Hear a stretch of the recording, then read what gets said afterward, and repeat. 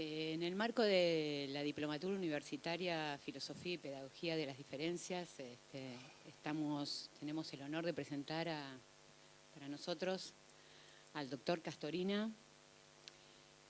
Doctor, le damos la bienvenida en este auditorio de la UTE, en el marco de nuestra diplomatura.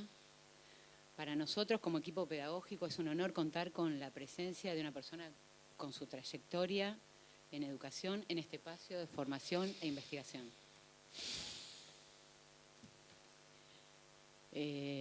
También, por mandato, voy a hacer una presentación para darle la entidad que esta presencia requiere. Me costó mucho leer toda una vasta trayectoria. El doctor es profesor en Filosofía por la Universidad Nacional de La Plata, magíster en Filosofía para la Sociedad Argentina de Análisis Filosófico, aprobando la tesis Un examen del innatismo de Chomsky a partir de la polémica con Quine. Doctor en Educación por la Universidad Federal do Rio Grande do Sul, con la tesis de doctorado Algunas tesis constructivistas para interpretar indagaciones psicogenéticas sobre nociones sociales. Entre sus antecedentes en la docencia universitaria mencionamos que, habiendo iniciado como ayudante diplomado en los años 60, a partir de 1970 accede a los cargos de jefe de trabajos prácticos en la Cátedra de Nociología, Departamento de Filosofía y profesor adjunto en Metodología de la Investigación Psicológica, Departamento de Psicología, Facultad de Humanidades y Ciencias de la Educación en la Universidad Nacional de La Plata. Profesor interino y más tarde profesor titular de Psicología Genética, ganando concurso por antecedentes y oposición en el Departamento de Ciencias de la Educación, en Facultad de Filosofía y Letras de la UBA. Profesor consulto con dedicación simple en la Facultad de Filosofía y Letras de la UBA. Profesor titular de la Universidad Pedagógica UNIPE.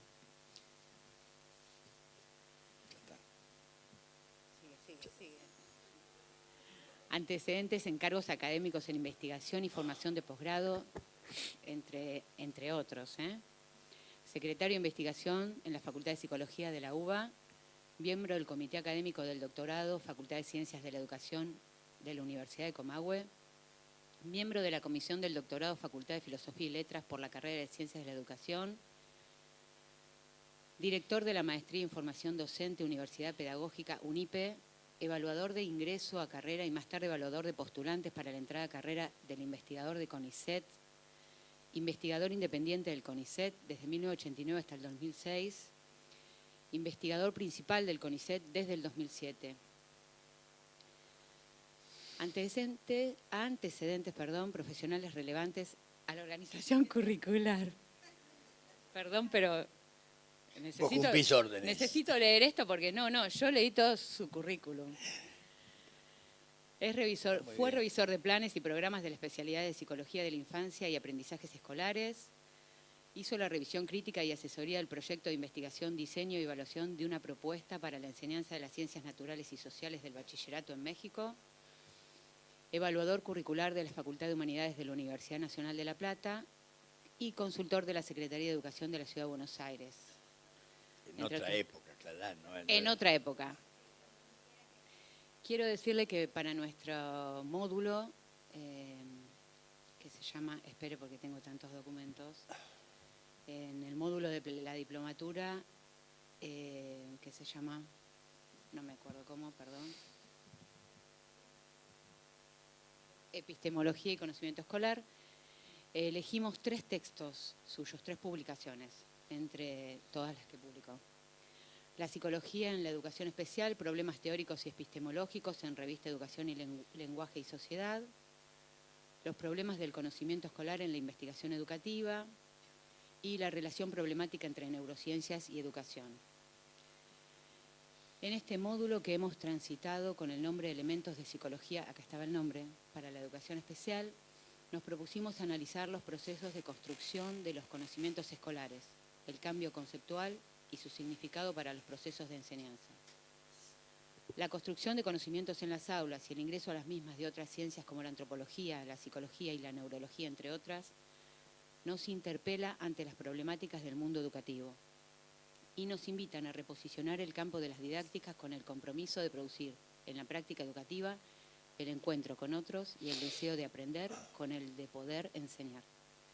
Damos comienzo a la conferencia La autonomía epistemológica de las teorías de aprendizaje, el constructivismo actual y la teoría sociohistórica.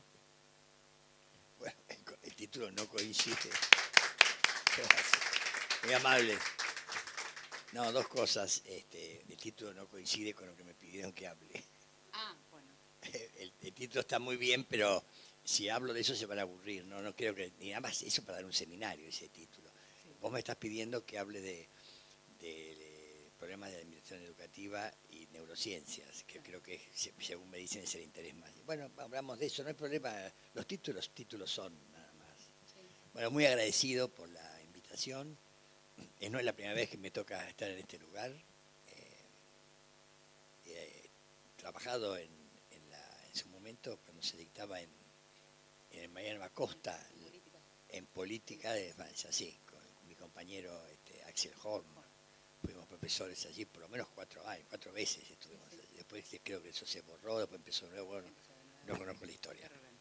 De manera que bueno, para mí es un honor que me invite este gremio, al cual hace más de 25 años que he dado seminarios para los compañeros maestros, y sobre todo porque es el gremio más consistente ideológicamente y más coherente en su práctica política de todos los gremios de este país. De manera que para los que venimos de la universidad, colaborar en lo posible con este gremio es un honor, ¿no? Lo digo en serio, no es palabra de ocasión, como uno habla para quedar bien.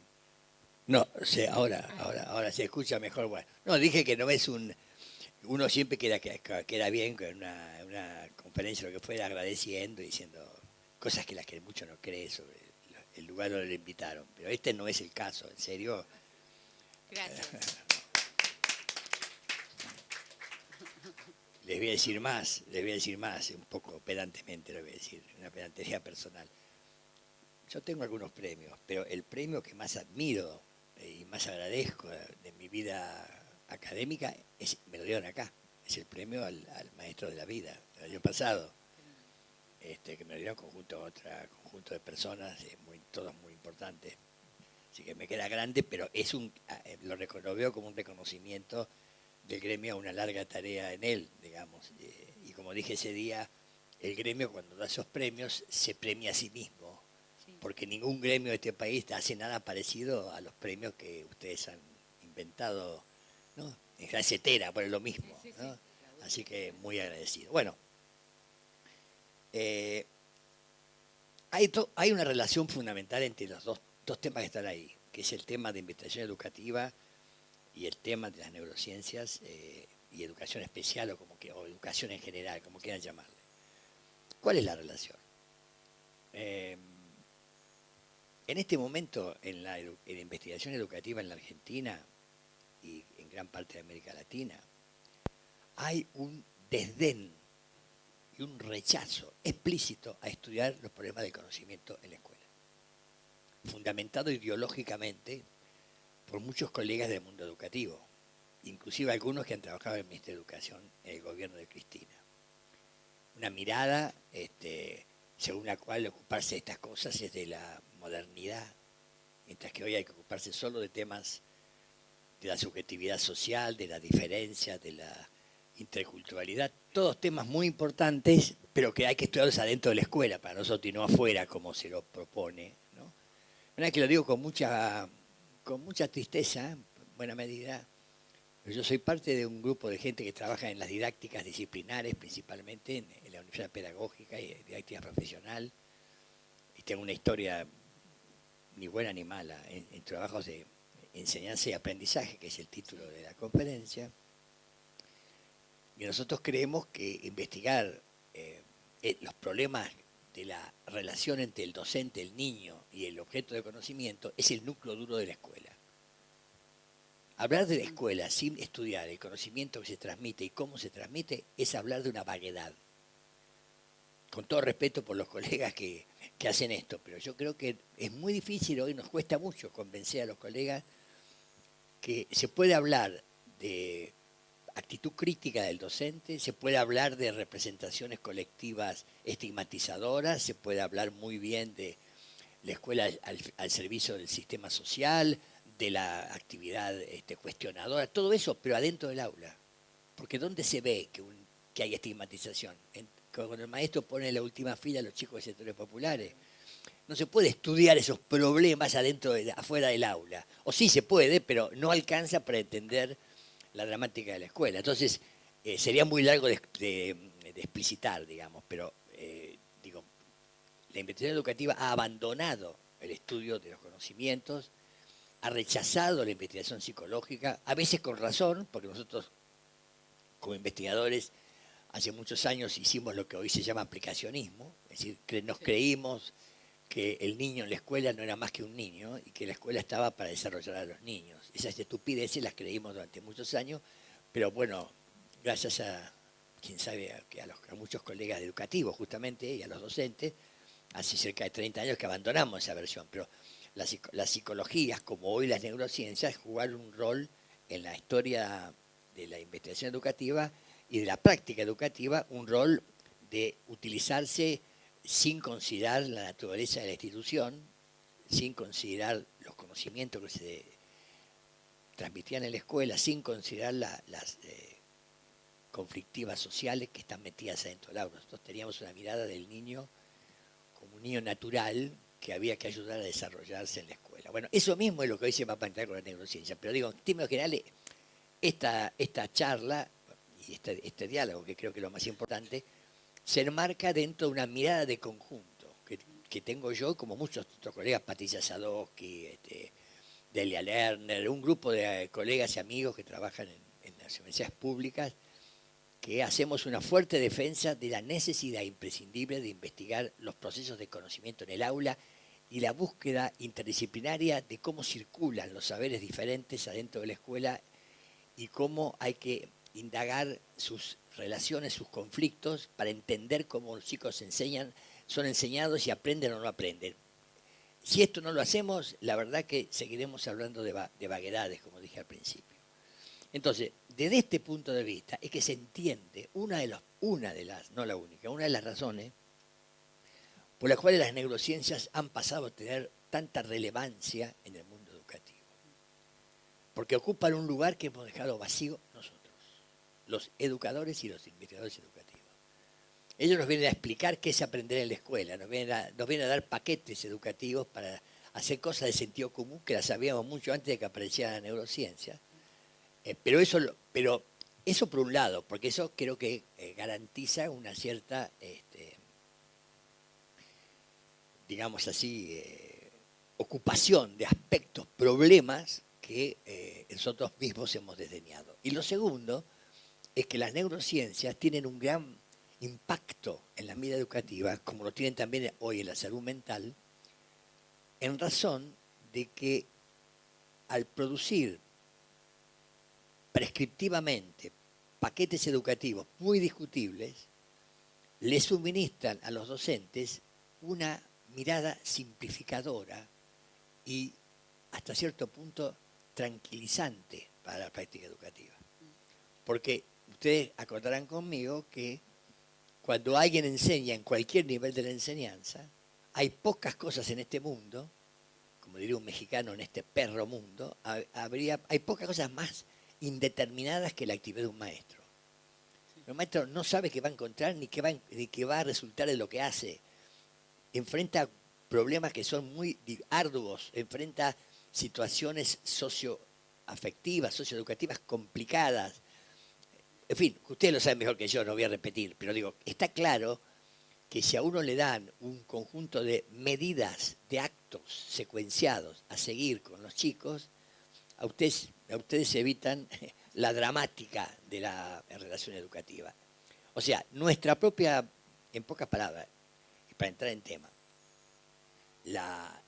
ese desdén por la investigación educativa por un lado y por otro lado la complejidad del acto educativo en su simplificación son las que han empujado principalmente la influencia de las neurociencias en el campo educativo, a lo que se suma, obviamente, aquello que lo que yo no quiero hablar porque es lo único que parece que hay que hablar y no es de lo que hay que hablar únicamente, que es el problema del neoliberalismo, las empresas farmacológicas. Bueno, todo eso está bien, pero francamente, si nos quedamos en un análisis del impacto de las neurociencias en el mundo educativo, reduciendo el problema a que es una práctica emprenedurista y que además, no sé, pues todo eso está bien, pero eso solo no nos da la argumentación profunda que los docentes tienen que adquirir y debatir para entender el alcance y los límites de las neurociencias en el campo educativo. No sé si soy claro, pero bueno, en todo caso, después me van a preguntar lo que quieran y lo que no pueda responder me voy a estudiar a mi casa y después les mando algún artículo que encuentre bueno por ahí, porque la verdad, no, yo no soy neurocientista, como se dan cuenta, soy una especie de guitarrero, como se llama, Cafrune era, ¿no? Sí, lo que pasa es que no soy tan bueno como Cafrune, pero no soy neurocientista, francamente, y he hecho esfuerzo por estudiar porque me di cuenta de la importancia del asunto y nada más. Bueno, lo primero que habría que decir es que no se trata de desmerecer a las neurociencias, esa es otra tendencia en el mundo educativo. Muy clásica, nosotros endiosamos a algunos personajes o algunas concepciones y después, por el contrario, despreciamos a otras. Ni idolatría ni desprecio. El desprecio es muy común en el mundo educativo por razones ideológicas y la idolatría es por lo que decía antes. Entonces, frente a eso, lo que primero que hay que decir es que las disciplinas mismas son absolutamente un campo de la ciencia. Nosotros no tenemos la menor oportunidad, ni deseo, ni derecho a caracterizar críticamente a las neurociencias en tanto neurociencia. La discusión va a ser sobre el modo en que se implementan las neurociencias en el campo educativo, no las neurociencias en sí mismas. Y más aún, es una disciplina obviamente que incluye, es una pluridisciplina en realidad, ahí adentro está la neurología, la fisiología funcional, la biología molecular, la simulación computacional, las neuroimágenes. Hay un entramado complicado de disciplinas y métodos que los que deciden que lo que está bien y está mal en las hipótesis que formulan para investigar son los propios neurocientistas, no los educadores, ni los psicólogos, ni los filósofos, ni nada más que ellos. Hasta ahí. Y más aún, podemos decir que ya tenemos algunos resultados de la investigación neurocientífica que tiene un cierto beneficio para la vida educativa y que tampoco hay que desconocer. En primer lugar, lo que los neurocientistas llaman los neuromitos, que ellos los leen de una manera, a mi entender, un poco superficial. Ellos dicen que son los errores de los profesores cuando leen las contribuciones de las neurociencias. Y nosotros creemos que son representaciones sociales que se hacen en la colectividad impulsadas por la divulgación de la ciencia y que, bueno, operan como, digamos así, obstáculos para utilizar de manera adecuada algunas conclusiones o algunos resultados de las neurociencias.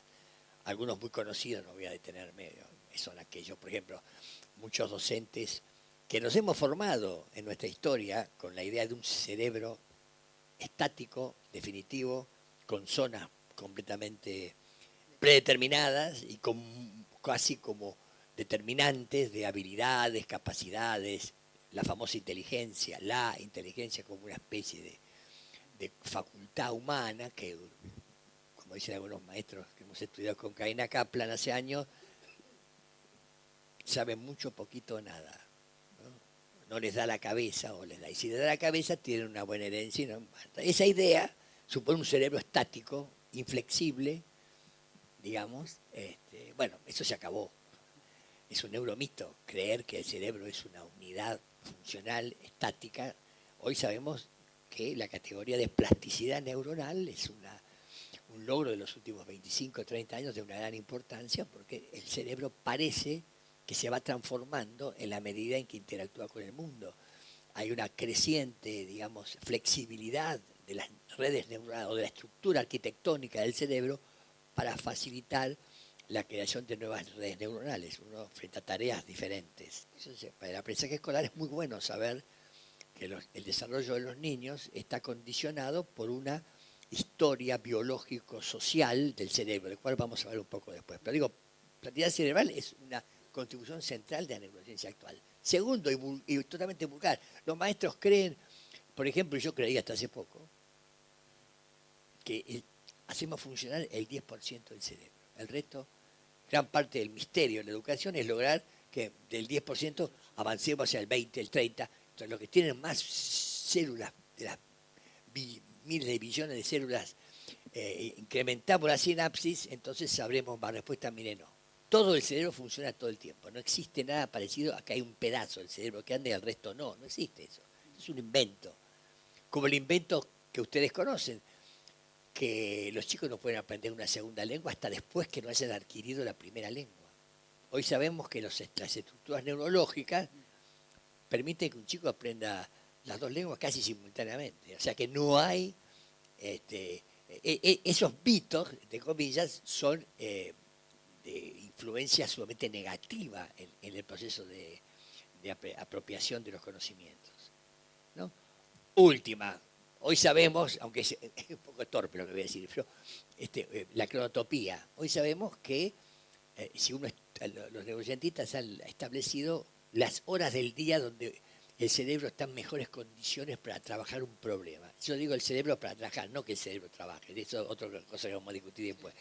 No el cuento que les contaban a los maestros que los cerebros van a la escuela o aprenden. Ni el cerebro va a la escuela ni el cerebro aprende. Va la señora María, Pedro, Anita, pero el cerebro no va a la escuela.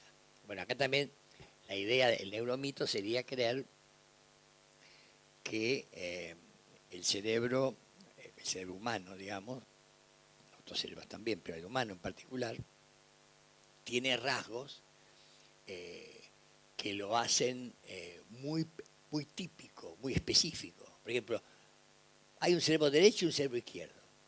Sí. Que si hay un cerebro para la inteligencia y otro para las emociones. Entonces, si los chicos tienen problemas afectivos en el alma, un entrenamiento particular sobre el cerebro izquierdo garantizaría un incremento de la emocionalidad o la creatividad y viceversa. Bueno, falso. Sí, claro, el cerebro izquierdo y derecho es imposible, sí lo hay, pero funcionalmente todo el cerebro está comprometido en cualquier actividad psicológica que a ustedes se les ocurra, ¿no? Entonces digo, habida cuenta de que esto se puede derrotar, digamos, por el conocimiento que tenemos, insisto en que hay ya contribuciones importantes de la neurociencia sobre la educación.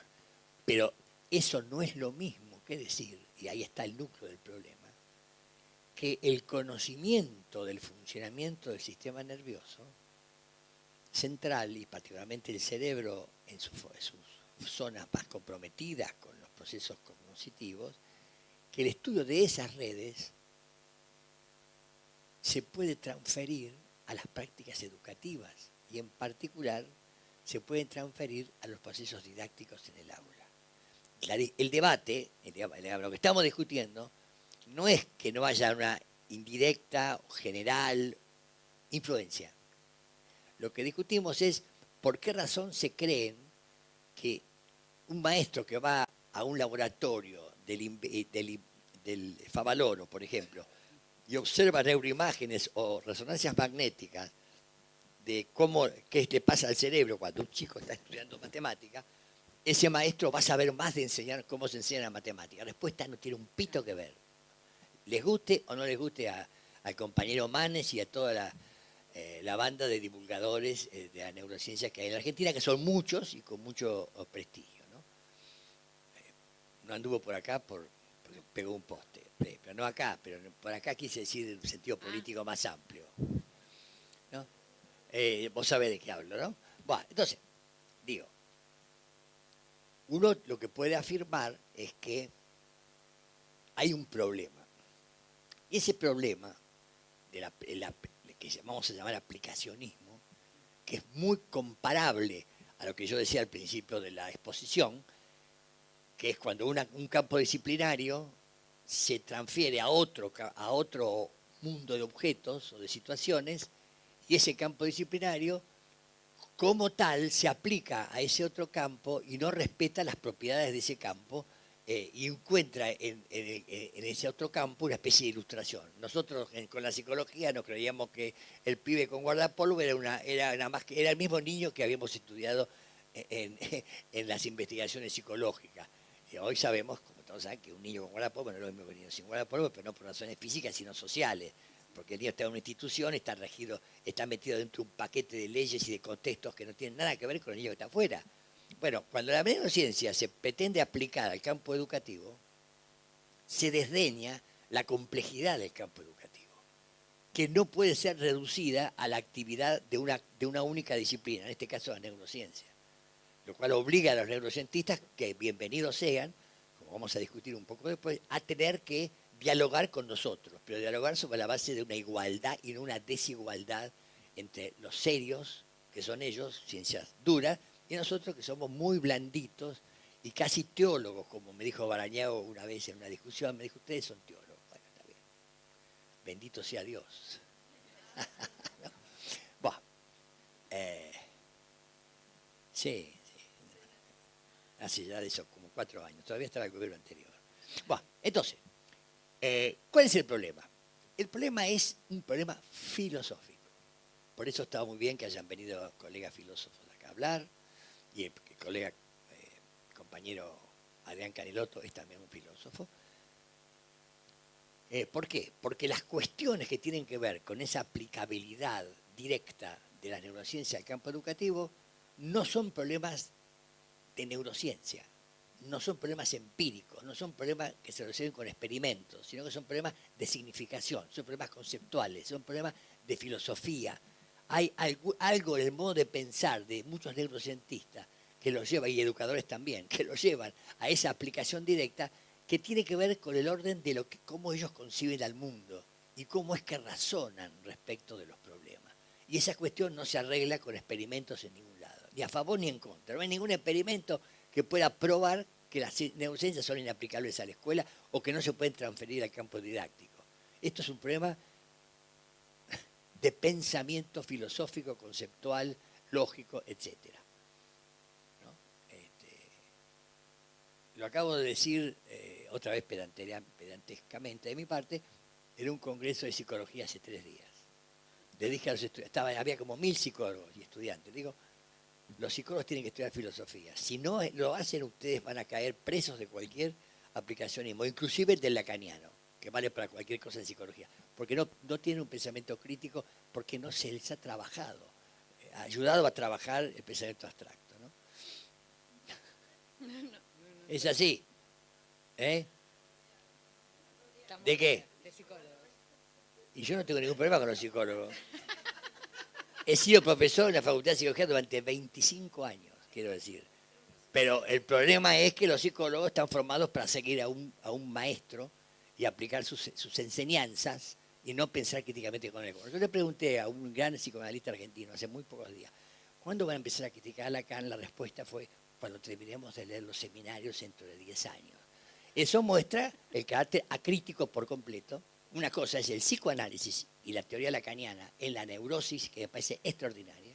Yo me la he analizado probablemente toda mi vida con lacaniano. Otra cosa es el ideologismo lacaniano.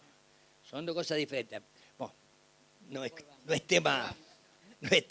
Y además defiendo la autonomía del psicoanálisis frente a las neurociencias exactamente como defiendo la autonomía del campo educativo. A ver, yo me quiero defender por si alguno me toma por un cientificista, que es cosa que no lo soy, ¿no? Bueno, ¿cuáles son esos problemas filosóficos? Hay quienes han dicho, en el mundo de las neurociencias, muy serios investigadores, ellos hablan de un largo puente que distancia o que separa la neurociencia del mundo educativo. La mayoría creen que el puente se acorta o que hay que manera de recorrerlo. Y hay quienes dicen no. Es muy difícil ese tránsito y para pasar ese tránsito tenemos que ir acompañados. Tenemos que ir con los docentes, tenemos que ir con los psicólogos, ¿por qué no con los psicoanalistas? Tenemos que ir con los didactas. Si nosotros no vamos acompañados, ese puente jamás lo vamos a transitar. Ahora, ¿por qué creen que pueden ir solos? Esta es la pregunta. La respuesta es, por 2 razones. Primero, porque cometen errores filosóficos, de lógica, que voy a contar ahora rápido. Y otro, porque su concepción del mundo los obliga a querer ir solos. Eso nos pasa a muchos en la vida, pero particularmente en este campo. Desde el punto de vista lógico, sin entrar en muchos detalles porque llevaría demasiado, creo que la razón más clara es un defecto de razonamiento, una especie de falacia. En lógicas sabemos de los estoicos, siglo III después de Cristo, que hay modos de razonar que violan ciertas operatividades aceptables del pensamiento y que esto se ha mantenido durante 2000 y pico de años. Hay una falacia muy clara, voy a comentar dos muy rápido. Una se llama la falacia de afirmar el consecuente, falacia clásica. Un neurocientista dice, este niño tiene problemas neurológicos, luego tiene problemas de cálculo o problemas de la mal llamada dislexia. Bueno, este niño, o sea, si tiene problemas neurológicos, tiene problemas de aprendizaje, dicho sintéticamente apuntando al título de la conferencia. Bueno, dije, bueno, este niño tiene problemas de aprendizaje, ergo tiene problemas neurológicos. Ese razonamiento es una falacia, porque un niño puede tener problemas, obviamente, de dificultad cognitiva que no tienen nada que ver con lo neurológico. No hay una deducción necesaria de las premisas a la conclusión. Bueno, error harto común en los libros de neurociencia. Y el error más profundo es un error filosófico, lógico, que se llama falacia mereológica, que es creer, y esto es muy clave, lo han dicho muchos grandes filósofos como Wittgenstein o Paul Ricoeur, algo parecido a esto han dicho, que usted no puede transferir propiedades de una totalidad a sus partes. Por ejemplo, el acto de aprendizaje, que a ustedes les interesa, educación especial, me han dicho muchos colegas. Los niños tienen una relación con el docente y con el objeto de conocimiento, en un contexto didáctico. Hay una intencionalidad de enseñar y una intencionalidad de aprender. No importa el niño el problema que tenga. En defensa del derecho de los niños a aprender en la famosa educación especial. Dentro de ese vínculo social y con el mundo simbólico, se lo dedico graciosamente a las colegas psicólogas, al mundo simbólico, en ese vínculo del mundo simbólico está incluido la actividad cerebral. Porque nadie podría aprender nada si el cerebro no funcionara, es de una obviedad total. Pero yo no puedo decir entonces que si el aprendizaje o la enseñanza o juntas es un complejo red de conexiones intencionales con el mundo simbólico de los protagonistas, yo no puedo decir que si a esa totalidad le llamo acto de aprendizaje, acto de enseñanza, acto de comprensión, acto de elaboración conceptual, yo no puedo decir lo mismo de una de las partes que es el cerebro. O sea, todos esos libros que dicen, por ejemplo, Facundito Manes, dice, el cerebro va a la escuela, el cerebro aprende. O Antonio Batro, que es mucho más interesante, es un viejo piagetiano reconvertido, como tanta gente en este mundo que se reconvierte, y se volvió un neurocientista duro. Y entonces él dice que el cerebro va a la escuela. El cerebro no va a la escuela. El que ni siquiera no tiene conciencia, el cerebro ni siquiera ve. ¿Quién ve? Ustedes ven con los ojos y el cerebro, pero ustedes ven, porque la mirada no incluye solamente la retina y las corrientes neuronales, sino la posición frente al mundo. Entonces, acá está el problema de fondo, desde el punto de vista lógico. Es falacioso que las propiedades o predicados que se atribuyen a una relación de conjunto, a un sistema estructural o a un sistema abierto, como se dice hoy, se pudiera aplicar a las partes del sistema. Esta es la falacia que los filósofos, en esto uno usa la filosofía analítica, que no le gusta mucho a muchos compañeros, pero bueno, filosofía analítica inglesa, que para algunas cosas sirve muy bien, que es el análisis del lenguaje, el análisis de las dificultades con que manejamos el lenguaje en las afirmaciones cotidianas y las afirmaciones científicas. Entonces, en este punto de vista, no hay modo, digamos, hay que eliminar todo este modo de hablar, que no es un simple modo de hablar, porque algunos creen que, bueno, yo quise decir, quiso decir en serio, usted quiere decir que el cerebro aprende. Logramos que el cerebro aprenda, nosotros no logramos que el cerebro aprenda. es un pensamiento mal formulado. Punto. Segundo problema, concepción del mundo. Y esto es lo más pesado, digamos, lo más, si se quiere, lo más relevante. Todas las personas, incluidos los amigos físicos, incluidos los amigos que hacen pedagogía literaria, todo el mundo tiene una concepción del mundo. ¿Qué quiere decir eso? Que todo el mundo tiene una manera de interpretar la realidad desde una perspectiva de conjunto, ¿no? Yo, por ejemplo, vengo de un pueblo que se llama el Bolsón, y ahí la mitad de mis amigos creen que hay algo como una naturaleza viva, que tiene como una espiritualidad, ¿no? O que los gnomos existen, ¿no? Y hay quien se ha enriquecido en ese pueblo, un señor, con todo derecho, pero el señor lo usó la filosofía espontánea como una manera de hacer dinero, un culto hindú que había en el Bolsón, que está todavía, padre Pálicas, inventó unas cajitas donde metía los gnomos y los exportaba a los alemanes. Y los alemanes se llamaban de plata porque no podían abrir la caja. Si había caja se escapaba el gnomo, pero el gnomo era invisible, pero existía. Bueno, hoy se rieron un día sábado a la mañana. Bueno, entonces digo, efectivamente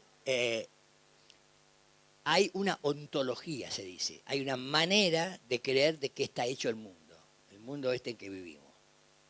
Hay muchas maneras y todas hay argumentos filosóficos para discutir algunas u otras, pero no es mi problema en este momento.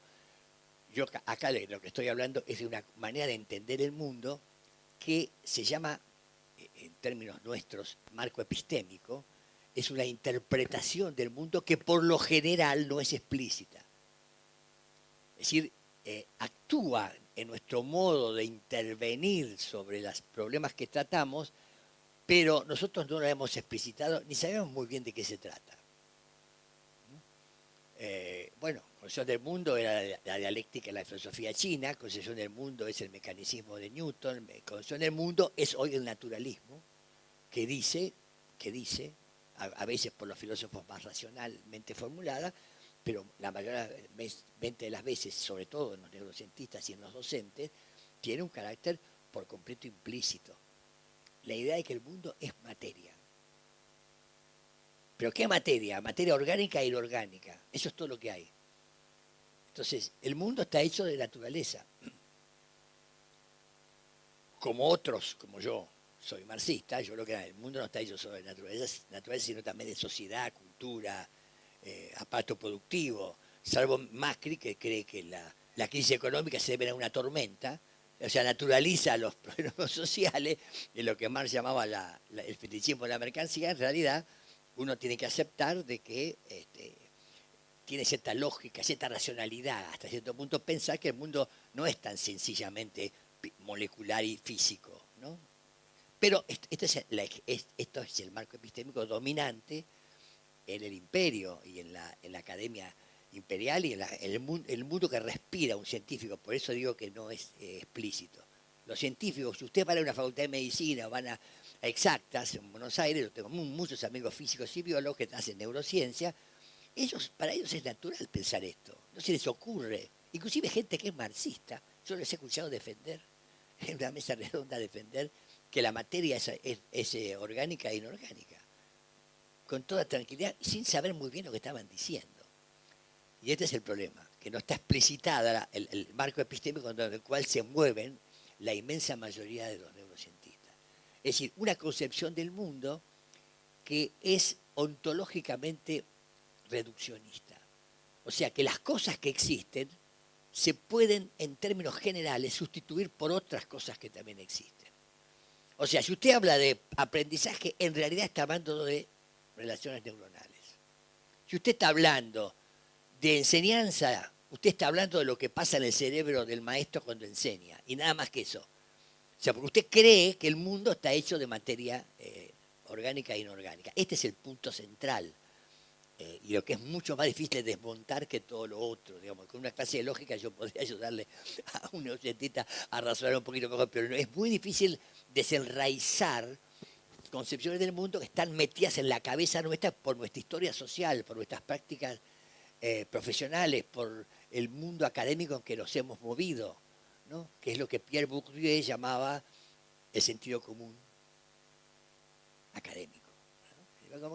Académico incluye muchas cosas, pero entre ellas incluye también una concepción del mundo que impacta sobre la manera de hacer el conocimiento. Entonces, no solamente hay una concepción del mundo como una concepción ontológica, sino que la concepción del mundo incluye también afirmaciones implícitas epistemológicas, es decir, lo que la gente cree que cómo se hace el conocimiento. Y la inmensa mayoría de los neurocientistas, hay muchas excepciones hoy, pero los hay, como también muchos colegas docentes, creen que el conocimiento sale de la experiencia, se utiliza una hipótesis, después se pone a prueba, hay el llamado método científico. Todos mis amigos de exactas creen que hay el método científico, experimental. Por eso nosotros no hacemos ciencia, somos teólogos, porque hacemos observación natural, etnografía, nosotros somos no científicos, no usamos método experimental.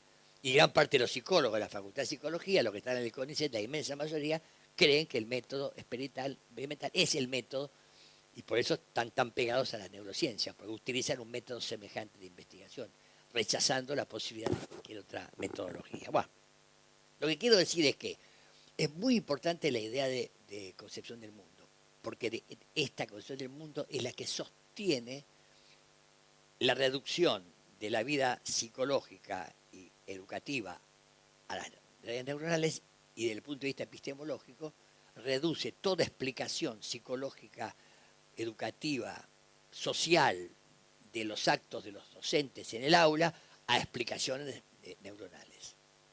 Y este es un problema filosófico. No hay ninguna prueba, yo no puedo, ninguna observación me va a mostrar que está mal ser naturalista, está bien ser, qué sé yo, espiritualista o creyente en los gnomos. Estoy todo caricaturizando, obvio. La filosofía es infinitamente más compleja de lo que digo. Yo estoy hablando de una filosofía de sentido común, mucho más que de debates entre filósofos. Pero deben aceptarme que este es un mundo mucho más difícil de poner en evidencia, ¿no? Yo otra vez me vuelvo a referir a mí mismo. Como si, en una discusión en el CONICET del año pasado con neurocientistas y becarios del CONICET, chicos muy inteligentes, muy buenos investigadores, la inmensa mayoría no acordaba conmigo. Pero no es que no acordaba, es que no era un diálogo de sordos. ¿No? Yo capaz que no tengo razón, es muy probable que no la tenga. Pero lo que es seguro es que no podíamos hablar lo mismo. No hablábamos de lo mismo. Ellos hablaban de neuronas y yo hablaba del sentido filosófico de creer que con las neuronas se iban a arreglar los problemas del mundo. Era muy difícil acordar, ¿no? Alguna gente sí, bueno, por eso hoy hay una neurociencia cultural que está cambiando, empieza a cambiar mucho las cosas. Bueno, digo, estas son las condiciones principales, tanto los razonamientos, como la concepción del mundo, que son como, digamos, el telón de fondo, o el background, como se suele decir, que, digamos, sostiene de alguna manera los ensayos reiterados de parte de los profesionales de transferir las neurociencias al campo educativo. No importa ni qué nivel de campo educativo, ni qué campo educativo, propiamente dicho, o sea, de la educación especial hasta las didácticas. Entonces uno diría, bueno, pero dígame, con todo, ¿cuál es la crítica al aplicacionismo desde el punto de vista del trabajo de un docente? ¿Por qué? ¿Por qué usted dice que un docente en ningún caso debe aceptar la aplicación directa de este campo disciplinario, que tiene su propia, obviamente, legitimidad, como he mostrado? Bueno, porque las conexiones neuronales son correlativas a los procesos de enseñanza y aprendizaje, no son causales. Son condición necesaria, pero no son condición suficiente del proceso de aprendizaje en la escuela, sea un niño Down o sea un físico que está por recibirse de doctor en física. De cualquier lado, digamos. Esto se pone muy en evidencia cuando uno discute con algunos colegas algunos yo no he discutido, pues ese nivel está muy por encima del mío, pero digo, hay hoy, para un ejemplo, un famoso, el más importante quizá en el mundo conocido, psicólogo cognitivo experimental que se basa en neurociencia, un señor que se llama Stanislas Dehaene, que es un famoso teórico e investigador francés, que es el primer psicólogo neurocientista que entra al Collège de France, donde han estado las grandes figuras de la inteligencia francesa, ¿no?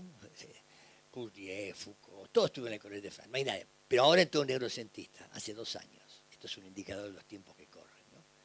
Un hombre muy brillante, pero él lo que dice es que hay una numerosidad cerebral, el número en los chicos, en el fondo, que eso que estudió Piaget, bueno, es interesante, pero la verdad, los bebés ya tienen el número. Hay una numerosidad biológica, no es la numerosidad de los psicólogos innatistas, no estoy hablando de los psicólogos que en un debate sobre los bebés, que hoy ya tiene muchos años, de si el objeto permanente de la Piaget se da a los 12 meses o se da al nacimiento. Esa discusión entre constructivistas e innatistas se hace en el campo de la investigación psicológica, pero esto es mucho más duro. Estos dicen que la neurociencia como disciplina de base de la investigación psicológica y de la educación ha mostrado que los bebés poseen numerosidad porque ellos, como los chimpancés y otros animales inferiores, distinguen, si a un conjunto de 10 objetos usted le ponen uno, la reacción habitual de habituación del animal es diferente. El animal como que reconociera que es distinto agregar algo a un conjunto y agregarle 2 o agregarle 3. No, eso le llaman numerosidad. Entonces dice que no solo la numerosidad es cerebral, no es que sea de una psicología heredada, no. Es una numerosidad que está metida dentro del cerebro. Es propia de la arquitectura y sobre todo del funcionamiento de las redes de esa arquitectura neuronal. Dice, bueno, no. Cuando un chico tiene problemas de pasar, supóngase, de los números naturales a los números fraccionarios, cosa que la mayoría de ustedes saben, son docentes, lo conocen. Dejaena dice, bueno, este es un problema típico del cerebro. ¿Por qué? Y porque el cerebro hace obstáculo a que el chico avance en la comprensión de los números fraccionales. Mire, capaz que tiene razón. Nosotros no discutimos que puede haber un componente neurológico, a lo mejor, es dudoso, pero podría ser, en el pasaje que el chico hace de una categoría de número a otro. Pero lo que sí sabemos es que los obstáculos principales que conocemos tienen que ver con la historia de las matemáticas y con la historia de la enseñanza de las matemáticas. Los chicos tienen dificultad en adquirir los números fraccionarios porque están habituados a una historia de años de dominio de los números naturales. Pasar de esos números naturales a un número fraccionario supone transformaciones cognitivas que no dejan de ser relevantes y que están articuladas, no digo montadas porque sería incorrecto, están conectadas, se las puede articular con la historia misma de las matemáticas, donde la elaboración de los números fraccionarios y la matemática griega supuso una serie de obstáculos epistemológicos que tenían que ver con la historia misma de la matemática griega y la propia cultura griega. Entonces, uno dice, ¿por qué creer que solo el cerebro es el responsable de los problemas que los chicos tienen para pasar de una categoría de número a otra y no meterlo a la cuestión del cerebro adentro de una totalidad de vínculos donde está lo didáctico, lo histórico, las relaciones institucionales, la relación con el docente? Este es el problema. No sé si se me sigue. La famosa dislexia, ya que estoy en un mundo de gente de educación especial. El libro de Grigorenko, La dislexia en cuestión, de un autor inglés de hace 10 años, menos de 10 años, pone en cuestión que la dislexia sea una categoría neurológica definitiva. En primer lugar, la dislexia no nace de los pibes, nace de los estudios de los heridos de la Primera Guerra Mundial. Y luego se aplicó por extensión a los chicos que tenían dificultades en la alfabetización, lectura y escritura, etc. Y en realidad se puede verificar que en algunos casos efectivamente hay problemas neurológicos, pero la inmensa mayoría de los casos de los que los chicos tienen dificultades en la lectura y la escritura tiene que ver con el vínculo pedagógico adentro del aula con la maestra, no tiene que ver con un problema neurológico. te lo confiesan, me lo acaba de confesar, hasta su manera. El doctor Aldo Ferreres, que es el titular de la Cátedra de Neurofisiología de la Facultad de Psicología, que estábamos en esta mesa redonda que comentaba en la Facultad de Psicología hace 2 días, y él reconoce que hay muchos casos que ellos llaman dislexia que no son dislexia. En algunos casos los pibes están recorriendo el proceso de adquisición del sistema alfabético, el sistema fonético, el sistema justamente alfabético, y hay momentos o instancias de esa construcción, digamos, que son, entre comillas, naturales y no son el efecto de un problema neurológico. Pero nos han educado los neurólogos en que todo pues que un chico tiene una dificultad en aprender la escritura es porque hay una dislexia. Bueno, no. Eso está, hasta esto ya no es filosofía. Científicamente hablando, clínicamente hablando, es totalmente discutible. La idea que la dislexia es o que hay dislexia. De hecho, la generalización abusiva del término para aplicarse a muchos casos, entonces es decir que no existe la dislexia.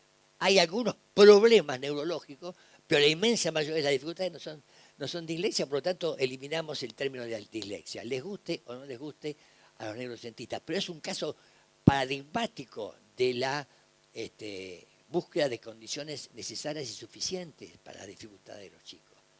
El síndrome de hiperactividad. A ver, ¿cuántos pibes? Está lleno de pibes que tienen problemas de atencionalidad en la escuela. Yo no voy a explicarle a ustedes lo que es porque soy un neófito en esto. Pero, a ver, diría Michel Foucault, hay una política de disciplinamiento escolar para que no jodan los pibes que tienen, le metan la pastilla. Esa es una explicación no científica, sino de las condiciones de las relaciones de poder en el aula. Pero desde el punto de vista científico, específico, digamos, gran parte de las dificultades de los chicos atencionales tienen que ver con la atención sociocultural, no con la atención biológica. Y para esto hay que leer al compañero Lev Vygotsky. Vygotsky escribió en un famoso libro, se llama El desarrollo de las funciones psíquicas superiores, la historia del desarrollo de las funciones psíquicas superiores, que recomiendo su lectura, es un libro extraordinario. Ya él decía, en el año 31, decía que efectivamente no solamente hay una memoria biológica, que es la que no, es la única que creen nuestros psicólogos cognitivos y nuestros psicólogos experimentales y nuestros neurocientistas. Claro que hay memoria natural. Es obvio que ellos han hecho un avance importante, relevante en descubrir el problema del registro de la información, cómo se guarda esa información y las distinciones de memoria a corto plazo, a largo plazo, todo está muy bien y es una conquista científica que no vamos a discutir. Pero creer que esa es la única atención, ese es el problema. Porque la atención es también un fenómeno que está condicionado y está inserto en los procesos de apropiación de los instrumentos culturales con un otro, con el alter. Un otro, diríamos. Entonces, irónicamente, con minúscula, con mayúscula, bueno, un otro, en algún sentido.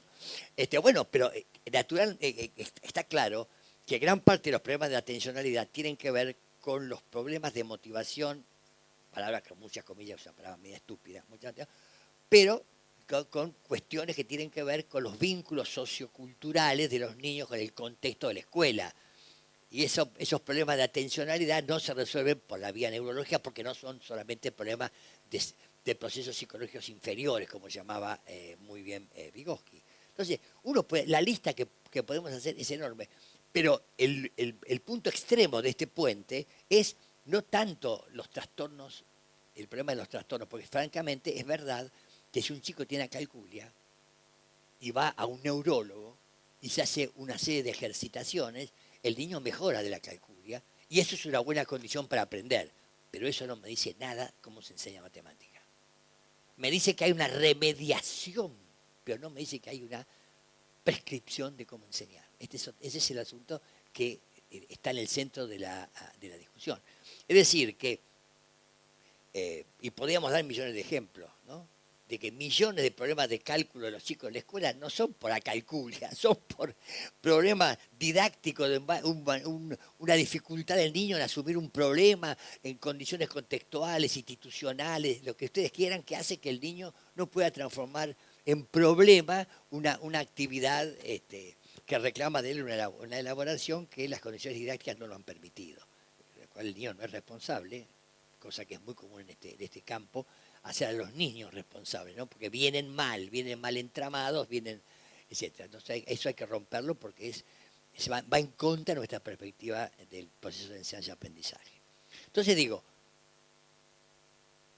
es el reduccionismo naturalista el que está debajo de esto que estoy diciendo. Y a eso se le opondría en el mundo actual, no únicamente, pero por lo menos en este mundo de investigación educativa y psicológica, creo que uno tiene que tomar dar mucha relevancia a una concepción del mundo, a una visión explicitada por parte de los propios investigadores y los docentes, que por lo menos nos haga pensar que el mundo está hecho de relaciones y no de cosas. El mundo no está hecho de cosas, mente, cuerpo. ¿Qué es la mente? ¿Qué es el cuerpo? Mire, señor, eso es un invento de Descartes que está muy bonito para el siglo XVII, pero hoy solamente los filósofos americanos hablan de mente y cuerpo. No hay mente, hay procesos psicológicos. No hay una sustancia llamada mente a la cual se enfrenta otra sustancia llamada cuerpo. Bueno, todo eso ya lo discutía Merleau-Ponty en la filosofía francesa en la década de los 50, etc. Lo que quiero decir es que se necesita una concepción del mundo que piense a los problemas educativos, psicológicos e inclusive neurológicos que los necesitamos y mucho, verlos en sus relaciones y no uno por arriba de otro, como una especie de jerarquía de entidades, ¿no? Eso es una cosa del mundo que yo llamo dialéctica, me permito llamarla así, con Vygotsky, ¿no? Y con Marx también, y Hegel también, y muchos otros también. Solamente un mundo dinámico que se caracteriza por sistemas de relaciones con conflictos adentro nos puede permitir entender cómo es la manera más adecuada de conectarnos con los neurólogos. Porque, colegas, si yo pienso que el mundo está hecho solamente de naturaleza y la única manera de hacer ciencia es el método experimental, es evidente que nosotros todos somos subordinados de los cientistas serios. O sea, para una concepción del mundo reduccionista, no hay un intercambio de ciencias, o sea, no hay un intercambio nuestro con ellos para mejorar la calidad educativa, sino que hay una subordinación nuestra a ellos porque el conocimiento nuestro es de calidad inferior a la que ellos producen, porque su versión del mundo y su epistemología lo lleva a eso. Y no hay manera de verlo de otra manera. Por el contrario, la perspectiva que nosotros ofrecemos es discutir con los colegas neurocientistas una manera de recortar los problemas, por ejemplo, los problemas de enseñanza y aprendizaje, que son los problemas más complejos que hay, creo que en el mundo, no sé si junto con la subjetividad social que hace que la gente vote a aquel que lo va a destruir, la otra gran complejidad del mundo no es el agujero negro de lo físico, sino el proceso de enseñanza y aprendizaje. Ese problema es complejo porque es un problema que tiene múltiples dimensiones y necesita de muchos campos que deban coordinarse colaborativamente para desentrañar cómo se desarrolla ese proceso. Pero la condición para que podamos colaborar con los neurocientistas es abandonar una concepción reduccionista del mundo. Y desde el punto de vista político-ideológico, los valores tenemos que tener valores compartidos. Si yo creo que lo que hay que hacer es controlar a los pibes en el aula, se lo dedico a los compañeros de educación especial, si hay que controlar a los chicos y no promover como valor ético-político la actividad intelectual autónoma de los chicos, si yo creo que las ciencias sociales son subordinadas a las ciencias naturales porque no son realmente ciencias en serio, si yo creo que lo que hay que promover en la educación son valores tales como que cada uno se las arregla como pueda, llamado emprendedurismo, y nosotros somos partidarios de la solidaridad. Si nosotros no tenemos una tabla de valores compartida, no podemos dialogar. Nadie puede dialogar con cualquier otro de cualquier cosa. Uno dialoga sobre temas que compartimos con una perspectiva de conjunto. Entonces, lamentablemente, les tenemos que pedir a los neurólogos, a los neurocientistas, que revisen su manera de entender el mundo si es que quieren dialogar con nosotros para mejorar la calidad educativa. No hay otra manera, así como también se lo diría a los colegas docentes que están bastante metidos. No. Bueno, sería muy largo, pero sí quiero insistir en un minuto más porque creo que vamos a discutir. Hay neurocientistas que tienen una visión distinta.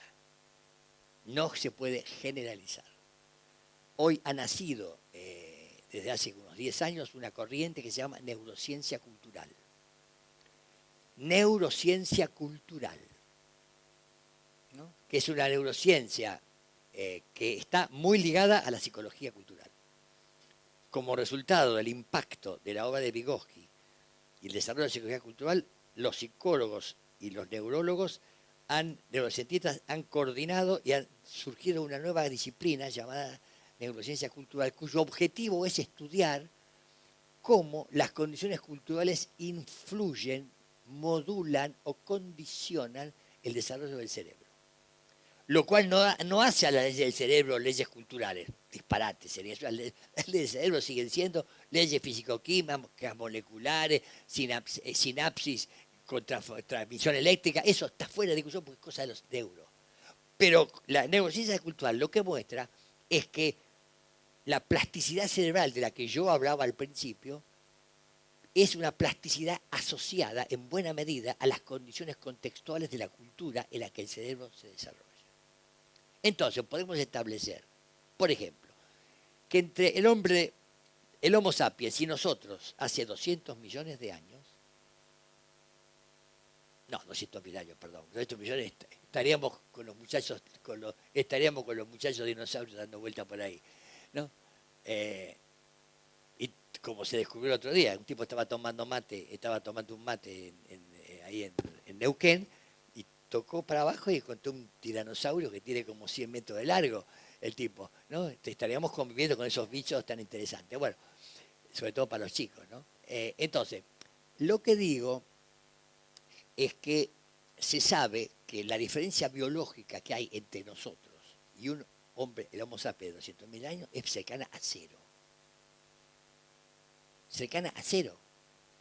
No hay diferencia de ADN, no, somos iguales. ¿Qué nos diferencia? La comunicación, la cultura, las prácticas productivas, el trabajo, las revoluciones, Macri, todo eso nos diferencia. No hay un Macri entre los Homo sapiens. Bueno, entonces, sobre la base del peso que tiene la formación del hombre, esa idea de una segunda naturaleza, en contra de esa tesis naturalista, entonces, nosotros somos una articulación dialéctica entre biología y cultura. Y la palabra cultura meto de todo para ser rápido, pero digo, esa historia hace que no se pueda desdeñar la intervención de la cultura como condición del funcionamiento del cerebro, como tampoco se puede desdeñar que el cerebro es condición de posibilidad de la cultura humana. Ahí hay una interacción, una dialéctica entre dos sistemas, como muy bien lo decía Vygotsky. Pero hay muchas pruebas de que ese condicionamiento existe. Por ejemplo, los chicos japoneses que hacen matemática con el ábaco, la zona del cerebro que funciona no es la misma que funciona para los niños nuestros que hacen aritmética arábiga, ¿no? No tiene nada que ver. Se ha estudiado que, por ejemplo, la perspectiva ético personalizada, digamos, de las personas en Oriente respecto a Occidente, un punto de vista individualista sobre el mundo versus un punto de vista comunitarista que es propio de las sociedades orientales, no tiene la misma referencia en el funcionamiento cerebral. Cuando se estudian las neuroimágenes, que para eso sirven, digamos, la correlación, no la causa, la correlación no muestra que las mismas zonas, con el mismo desarrollo y con el mismo abandono, tiene que ver con el proceso cultural. Entonces se entiende. O sea, nuestra zona cerebral, como individualistas que somos, no es la misma que los compañeros coreanos que son más comunitaristas, ¿no?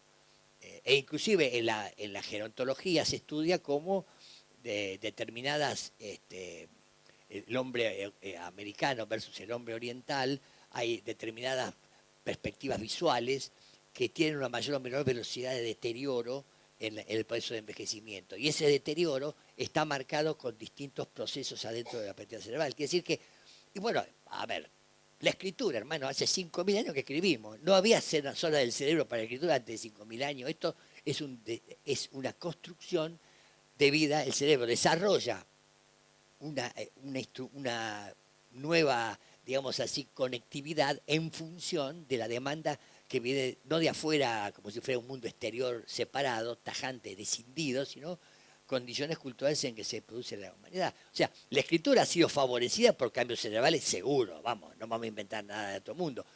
pero a la vez que favorecidas por el cambio cerebral, han creado nuevas condiciones que han empujado a que los cerebros que tienen cierto desarrollo en ciertas zonas sobrevivan más que otros porque pueden participar del aprendizaje de la escritura, ¿no? Seguimos siendo un poco darwinianos dentro de todo, pero con la cultura no meramente como un input a una maquinaria natural, sino como constitutiva, en buena medida, del proceso natural, ¿no? Y si eso es así, ¿qué pasará con lo psicológico? Creer una psicología puramente natural, biológica, para mí por lo menos es algo del pasado, pero no para la corriente actual que predomina en el mundo, ¿no? Pero bueno, digo, la idea de neurociencia cultural pone de relieve una concepción del mundo dialéctica, pone un gran énfasis en la interacción entre los dos sistemas, promueve la actividad interdisciplinaria porque entonces no es biología o cultura, sino que es el entramado de ambos, y en el caso del estudio de los procesos de enseñanza-aprendizaje, me resulta completamente evidente que esto sería beneficioso, ¿no? Bueno, yo no habría mucho más que hablar, pero digo, son casi 10:25, creo que está bien. Esta sería una síntesis, supersíntesis. El artículo que está señalado ahí, que lo recortó la compañera Sonia, ese artículo creo que da una imagen de conjunto. Hay otros quizás mejores, pero bueno, ese está bien como para leer, ¿no? Ahora, yo supongo que de lo que yo he dicho hay cosas que no están claras, seguro, y además hay muchas dudas y problemas que yo ni siquiera enfrenté y que a lo mejor no tendría respuesta, pero me gustaría saber qué piensan ustedes.